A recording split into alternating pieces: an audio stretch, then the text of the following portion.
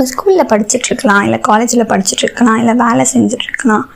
எல்லா இடத்துலையும் நம்ம என்ன நினைப்போம்னா, நான் நல்லா பர்ஃபார்ம் பண்ணணும்னு நினைக்கிறேன். அது ஸ்டடீஸாக இருக்கட்டும், எக்ஸ்ட்ரா கரிக்குலர் ஆக்டிவிட்டீஸாக இருக்கட்டும், இல்லை நான் வேலை செய்கிற இடத்துல நான் செய்கிற வேலையாக இருக்கட்டும், எல்லாத்தையும் நல்லா பர்ஃபார்ம் பண்ணணும்னு நினைக்கும் போது என்னால் எதுவுமே முடியலையே, உண்மையாலே எனக்கு எந்த பொட்டென்ஷியலுமே இல்லையோ, உண்மையாலுமே எனக்கு எதுவுமே வராதோ அப்படின்னு நினச்சி நம்ம கவலைப்பட்டுட்டு இருக்கலாம்.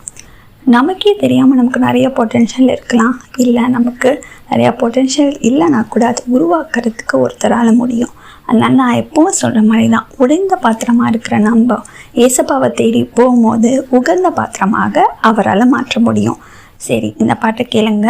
இந்த பாத்திரம் நான் எதற்கும் உதவாதவன், ஒரு குலைந்த பாத்திரம் நான் எவரும் விரும்பாதவன். உடைந்த பாத்திரம் நான் எதற்கும் உதவாதவன், ஒரு குலைந்த பாத்திரம் நான் எவரும் விரும்பாதவன்.